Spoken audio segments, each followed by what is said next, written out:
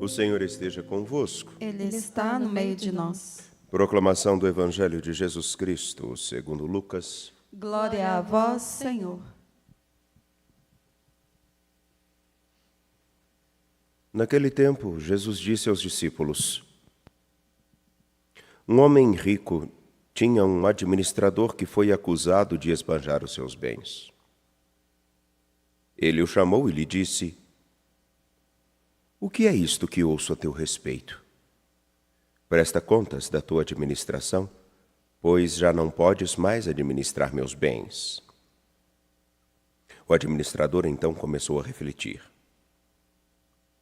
O Senhor vai me tirar a administração. O que vou fazer?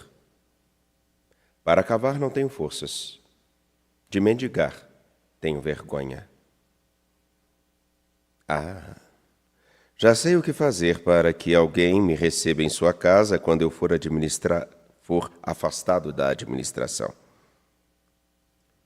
Então ele chamou cada um dos que estavam devendo ao seu patrão e perguntou ao primeiro: Quanto deves ao meu patrão? Ele respondeu: 100 barris de óleo. O administrador disse: Pega a tua conta, senta-te depressa e escreve 50. Depois ele perguntou a outro: E tu, quanto deves? Ele respondeu: 100 medidas de trigo. O administrador disse: Pega a tua conta e escreve 80. E o Senhor elogiou o administrador desonesto porque ele agiu com esperteza. Com efeito, os filhos deste mundo são mais espertos em seus negócios do que os filhos da luz. Palavra da salvação. Glória a vós, Senhor. Caríssimos, caríssimas, nessa manhã de sexta-feira, escutamos São Paulo aos Filipenses e na sua carta, no capítulo 3, dos versículos 17 até o capítulo 4, versículo 1, ele diz umas coisinhas assim bem interessantes. Após convidar a todos os filipenses a serem seus imitadores, e todos aqueles que vivem segundo o exemplo que ele e outros tantos dão de fidelidade ao Evangelho, no versículo 18 ele diz algo que é importante termos atenção. Já vos disse muitas vezes, e agora eu repito chorando, há muitos por aí que se comportam como inimigos da cruz de Cristo.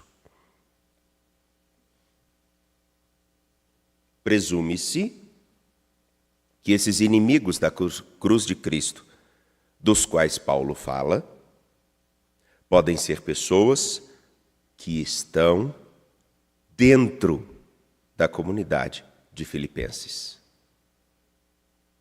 Porque qual seria o motivo dele convidar aos filipenses a seguirem o seu exemplo e o exemplo daqueles outros tantos que seguem o Evangelho, a fidelidade a nosso Senhor Jesus Cristo?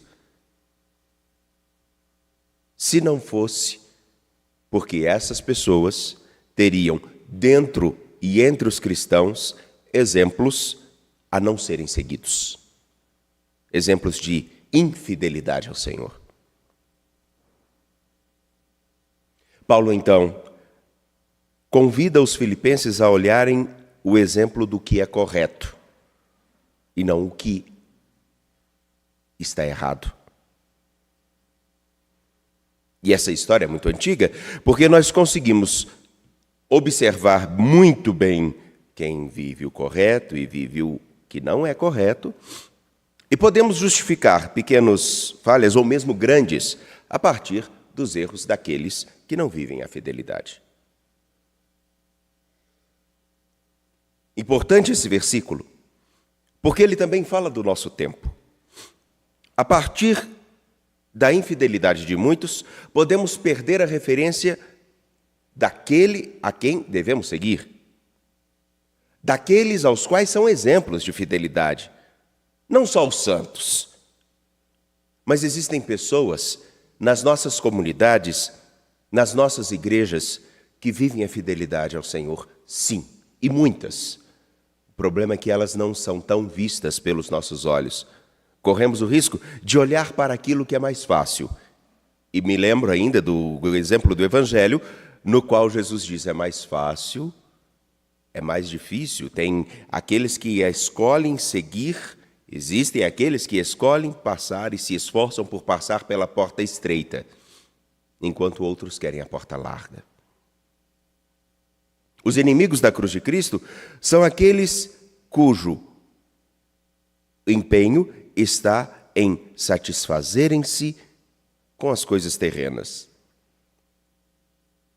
Se no versículo 19 é dito, a perdição deles é o seu fim, o fim deles é a perdição, o Deus deles é o estômago, no sentido de satisfazerem suas vontades imediatas, a glória deles é o que é vergonhoso, e só pensam nas coisas terrenas, imediatamente podemos pensar, como nós somos muito voltados para algumas perspectivas meramente sexuais ou de algumas outras práticas, nos esquecermos que até a nossa aparente fidelidade, marcada por uma rigidez e por um extremismo fideísta, ou seja, aquelas pessoas que são tão fechadas e tão dedicadas a exigir que os outros se coloquem dentro de suas formas,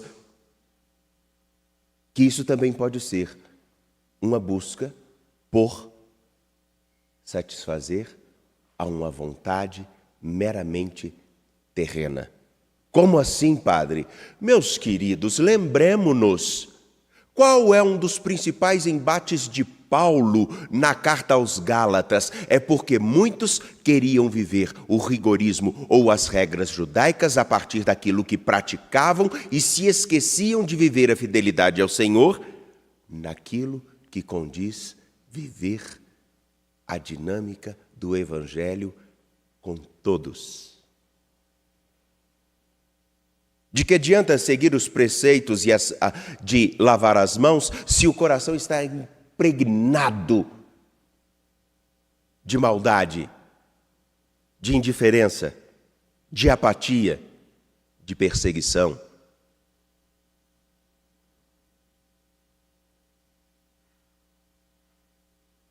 Vejamos, aqui não nos iludamos.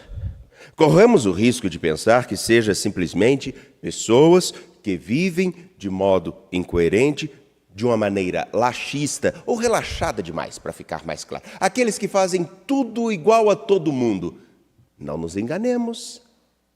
Até mesmo uma pessoa que é extremamente rígida pode estar acreditando tanto nas suas práticas e na sua rigidez que se esquece de vivê-la por amor ao Senhor.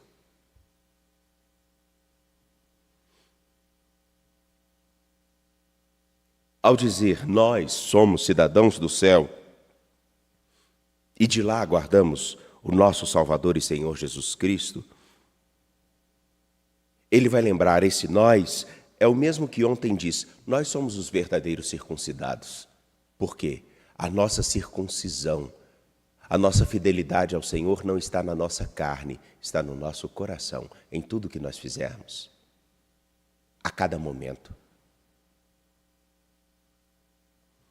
E a única coisa que nós realmente temos é a nossa história, a nossa vida. É por isso que o Evangelho de Lucas, capítulo 16, versículos 1 a 8, tem uma chamada de atenção tão importante. Porque todos nós somos administradores de algo que recebemos, que é a vida, e que é singular.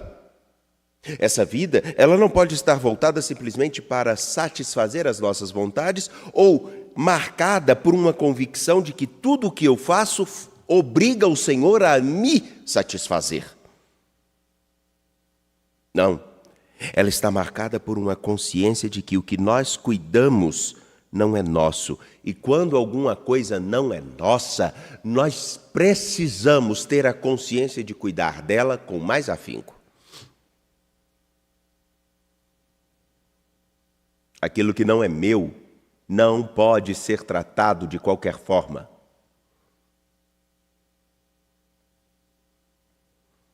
Ou você fica satisfeito quando empresta algo para alguém e essa pessoa lhe devolve esse algo estragado.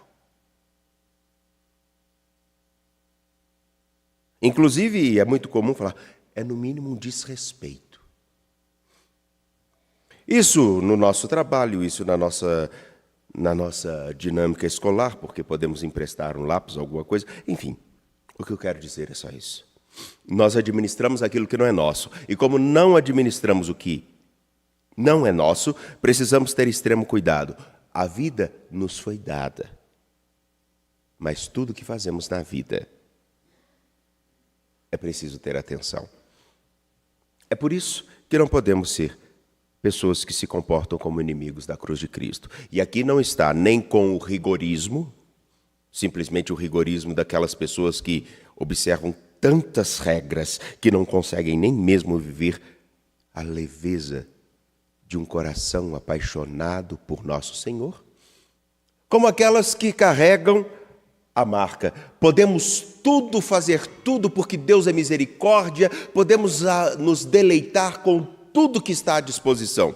Cuidado, porque tudo que é vivido sem a responsabilidade, sem a consciência do motivo pelo qual se faz, já é escravidão. Portanto, já não tem um sentido muito adequado. O Senhor nos libertou para sermos verdadeiramente livres. E a liberdade significa responsabilidade. Responsabilizemo-nos por cada dia para fazermos com que cada um deles vale a pena. Confiantes de pé ao Senhor e nosso Deus, apresentemos nossas preces.